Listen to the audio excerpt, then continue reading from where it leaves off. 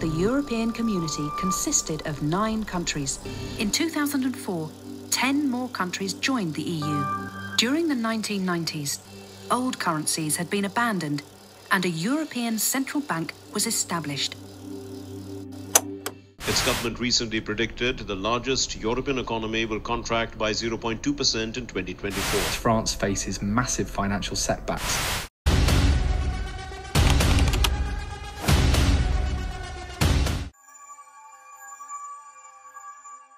大家好啊，歡迎嚟到飛入嘅頻道喎。近來歐洲方面嘅負面消息咧，依然係不斷咁傳出㗎。德國呢個一直被視為歐洲經濟引擎嘅國家，如今都似乎正在陷入呢個停滯啊。法國政治局勢動盪啦，連帶影響經濟發展，而意大利啊、西班牙呢啲國家咧，亦呈現出呢個有崛起有掙扎嘅局面咯。就喺呢個時候，歐洲央行咧都採取行動，一路都係減緊息。Today decided to lower the 3 key ECB interest rates by 25 basis points。但係究竟呢啲係治標啊，定係治本呢？今日我哋就深入拆解一下歐洲各國嘅現狀、面臨嘅挑戰，同埋以及未來可能發展嘅路徑。不如我哋先嚟睇一組數據啊。2024年第4季度，歐元區嘅 GDP 呈現都係零增長㗎，遠低於市場預期嘅0.7%。其中德國經濟更加出現咗0.2% 嘅萎縮，失業率維持喺6.3% 左右。但係部分國家例如西班牙，甚至乎係高達10.6% 嘅。通脹率雖然喺高峰回落，仍然處於2.4%，令到消費者購買力咧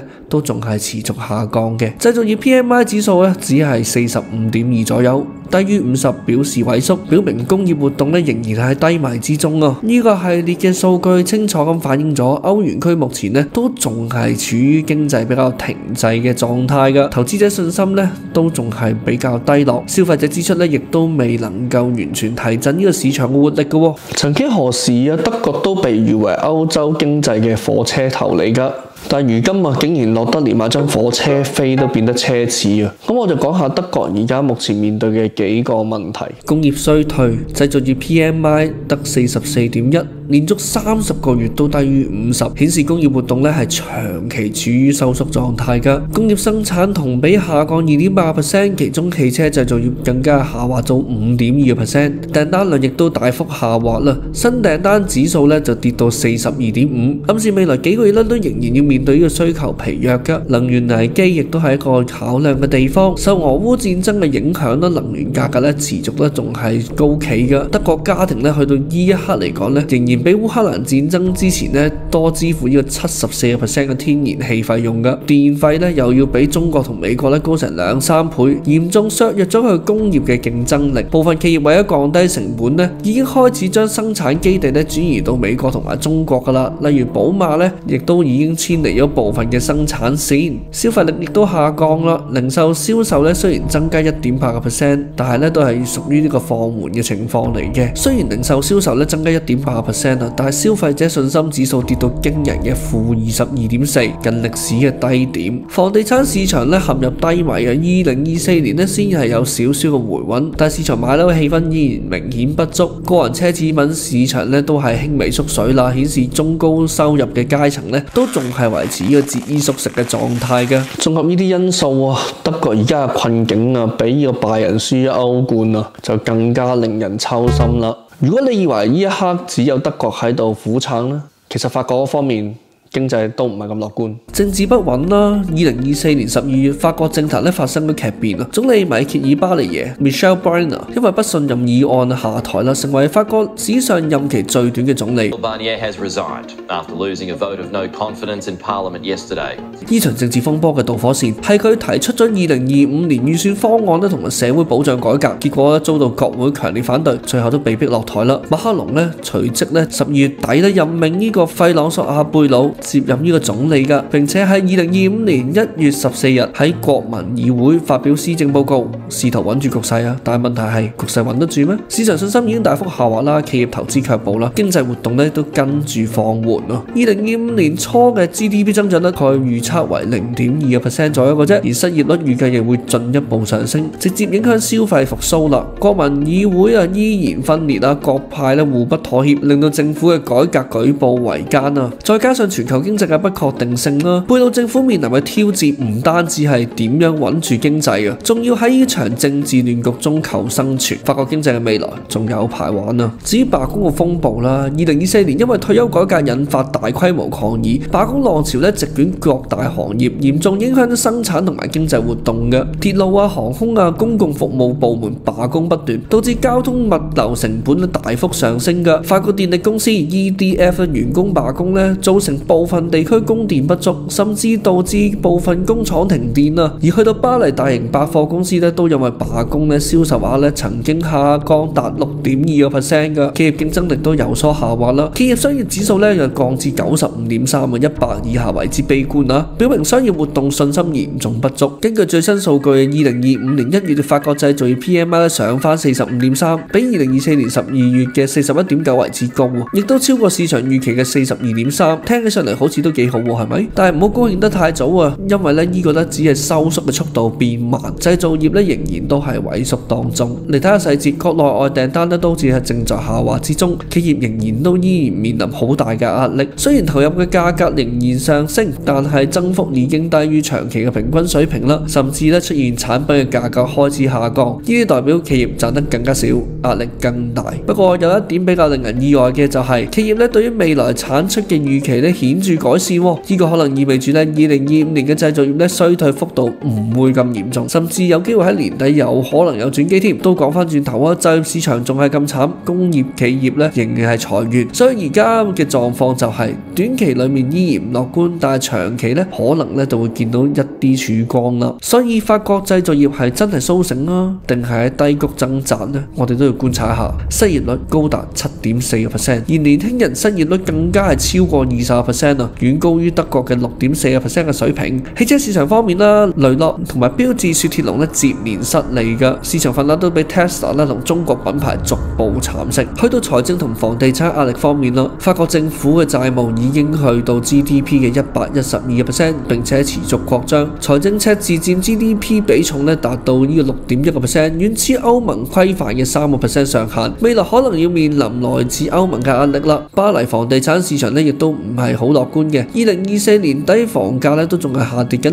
0.4%， 投資者對未來市場前景抱有呢個悲觀嘅態度㗎。法國經濟就好似巴黎地鐵咁樣，經常都罷工，偶爾都會有運行嘅，但係有陣時好似好有秩序，但係間唔中又會有啲混亂咁咯。接住落嚟，我哋就睇下歐洲央行嘅動作啦。2024年3月歐洲央行就首次降息，將呢個再融資利率由 4.5% 就降至 4%。呢個係2022年開始加息以來之後首次嘅降息，去到目前為止已經降到 2.9% 㗎啦，減咗接近2厘。究竟一連串嘅降息係咪真係刺激到呢個經濟增長呢？降低貸款成本同埋可以為呢個企業同家庭減輕個經濟負擔呢？呢一連串嘅減息係咪真正可以帶歐洲走出呢個困境呢？降息背景同策略啦。ECB 總裁拉加德表示呢次降息係基於通脹放緩嘅觀察，但佢同時對未來經濟嘅風險保持高度警惕。市場同金融嘅反應歐洲市場股指降息消息後短暫反彈，DAX 係持續創新高啦，CAC 都持續喺高位㗎。歐元其實對美元一路都仲係貶值嘅，進一步就推高進口成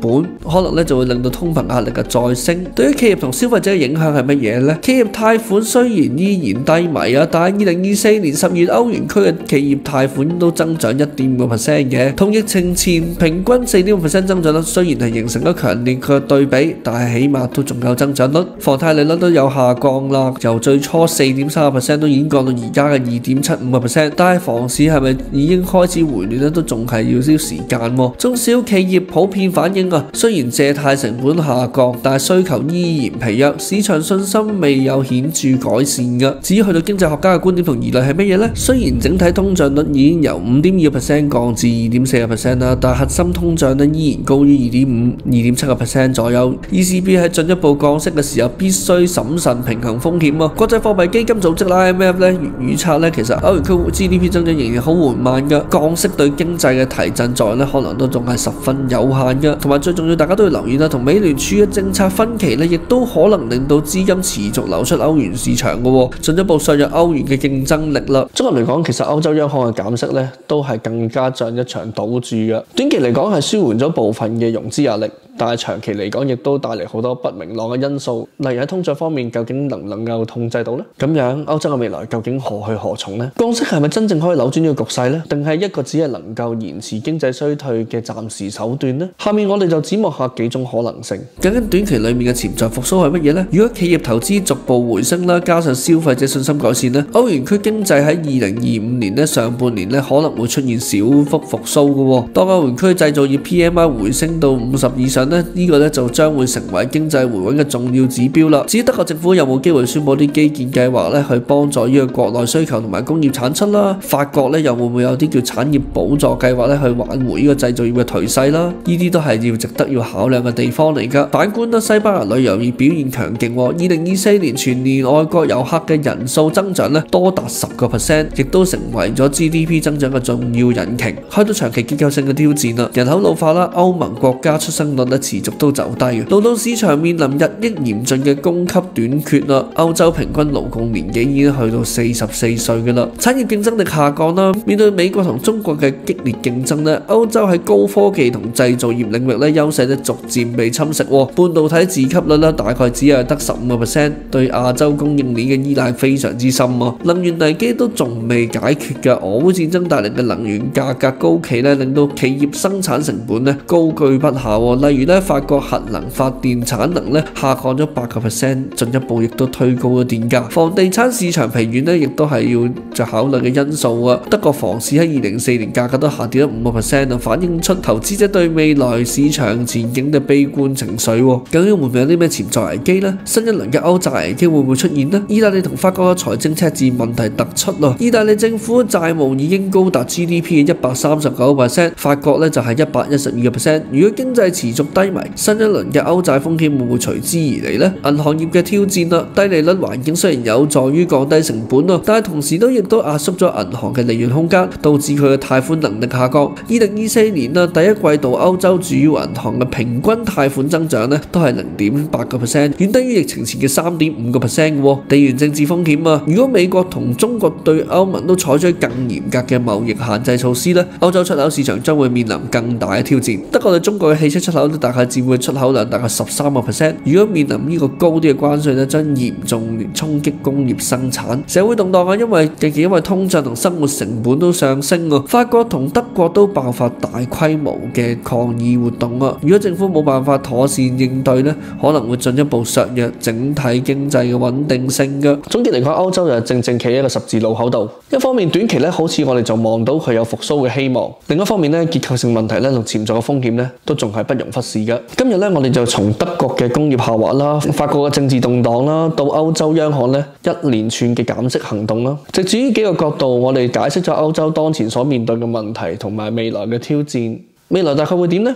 我哋可以大概分為3種情景。恢復路線啦，如果各國政府能夠迅速採取積極措施推動產業轉型同埋基礎設施投資，歐洲都仲係有機會擺脫當前嘅困境嘅。如果歐洲各國能夠協調一致推行更有效嘅財政同貨幣政策亦都可能會避免更深嘅危機。長期停滯如果政府應對不力企業信心難以恢復，歐洲就可能陷入咗呢個低增長、低投資同埋高債務嘅長期困局㗎啦。國內差距擴大甚至可能導致部分國家陷入呢個持續衰退，亦都引發內部分裂嘅風險啦。危機深化啦，如果歐盟內部政策協調失敗加上呢個外部地緣政治同埋貿易摩拳擦掌，歐洲可能面臨更嚴重嘅經濟衰退。你認為呢3種情景究竟邊一種最有機會成為現實呢？歐洲經濟嘅未來唔單單係影響當地居民嘅生活㗎，亦都係牽動咗全球投資者同埋政策制定者嘅神經㗎。